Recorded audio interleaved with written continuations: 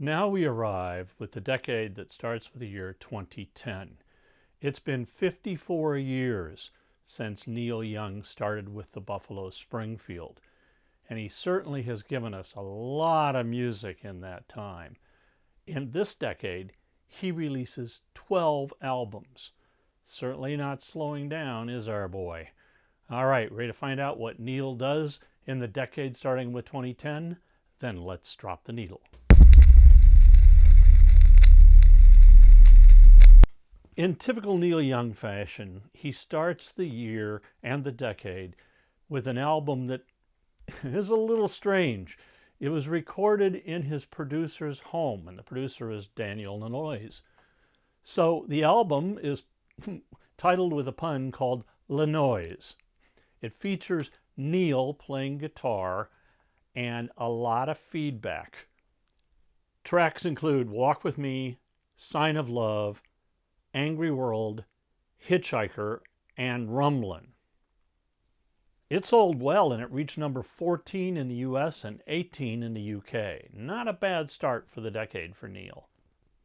In 2012, Neil reconvenes Crazy Horse and they record an album called Americana. And this is Neil Young's first album to only contain cover songs. And they are all old folk songs. Tracks include Oh Susanna, Clementine, This Land Is My Land, Jesus' Chariot Shall Be Coming Around the Mountain, and God Save the Queen. Now, the critics' reaction to this album was decidedly mixed, but the public, hey, we loved it. It went to number 1 in the US and 16 in the UK. Later in that same year, Neil and Crazy Horse released an album called Psychedelic Pill, and this is a long album. The first song, Drifting Back, is 27 and a half minutes long. Then there's Ramada Inn at 16 and a half. Walk Like a Giant at 16 and a half minutes. And of course, 2 versions of Psychedelic Pill. Audience loved this as well. It went to number 2 in the US and 14 in the UK. Next up is Neil's album called A Letter Home. And this was recorded in Jack White's Third Man Recordings in Nashville, Tennessee, and it was recorded in a phone booth. Tracks are covers of Dylan's Girl from the North Country, Gordon Lightfoot's Early Morning Rain, Willie Nelson's Crazy, and Bruce Springsteen's My Hometown. Critics loved this album, and the public, well, it reached number 13 in the US and 17 in the UK.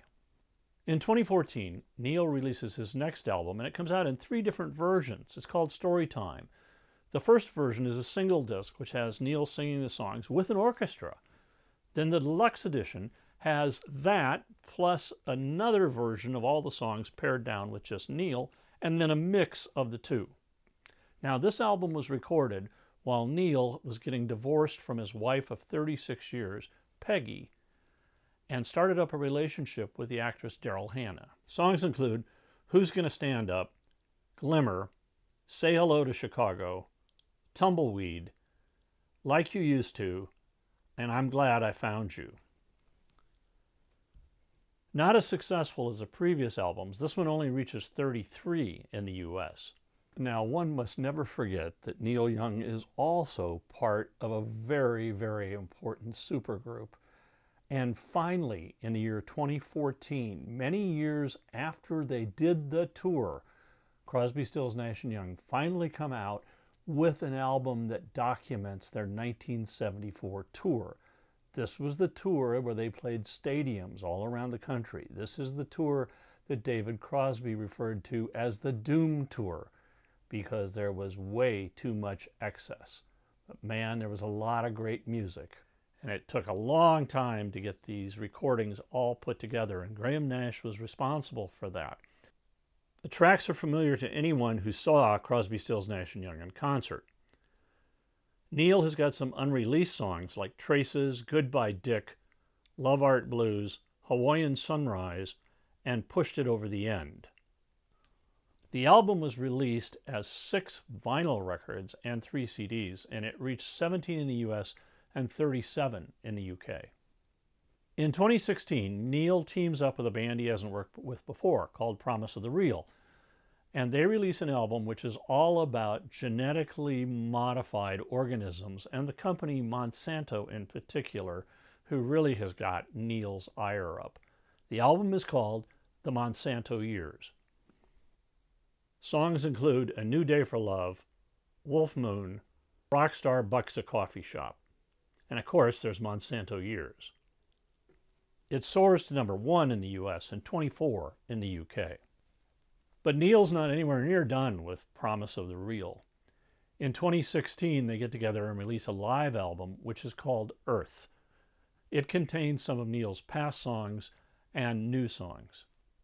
Tracks include Mother Earth, The Monsanto Years, Western Hero, After the Gold Rush, Human Highway, and Love and Only Love.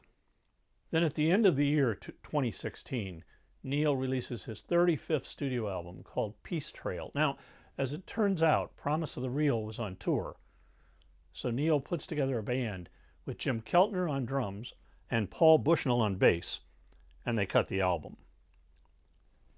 In a sense, it's a topical album in that it was recorded very quickly, the way that Neil had recorded years ago the protest song Ohio. There's the title track, the song about the Standing Rock Indian Reservation protests against the Dakota Access Pipeline, a protest that Neil and his wife, Daryl Hannah, took part in. Show Me a Song for Women's Rights. I also like Terrorist Suicide, Hang Gliders, and My New Robot. But this album had trouble finding an audience and only reached number 75 in the US and 57 in the UK. For the next album that Neil decides to release, it was actually recorded way back in 1976, but it took many, many years for it ever to see the light of day, and it's called Hitchhiker. It was released in 2017, 41 years after it was recorded. Neil plays acoustic guitar and piano. Now, many of the songs on this album are different versions that were released on other albums, but here you get to hear the original songs as well as 2 unreleased songs, Hawaii and Give Me Strength. The album was a hit for Neil. It got to number 5 in the US and 6 in the UK. But Neil shows no sign of slowing down. In December of 2017, he records his 38th studio album, and again, this time with the band Promise of the Real. The album is called The Visitor. The lead-off song is already great, a response to Donald Trump's slogan of Make America Great Again. Then there's Children of Destiny, the 8.5-minute Carnival, and the 10.5-minute Forever. But the public ignored this album. It could only reach 167 in the US and 65 in the UK. During the latter part of this decade, Neil continued to tour, but he was openly criticizing any of the sponsors of his tour who were associated with projects or causes that Neil didn't believe in. Neil's last album of the decade comes out in October of 2019, and for it, he recruits Nils Lofgren to join him again. Now, they haven't played together since the early 1970s, and the reason that he asked Nils to come back is that Frank Pancho Stampedo of Crazy Horse had to quit because of health issues. So they got together and recorded an album called Colorado. The album is called Colorado because Neil and Daryl had just moved to a mountain area near Telluride, and the high altitude took its toll on the musicians. Neil had to make sure that there were oxygen tanks in the studio.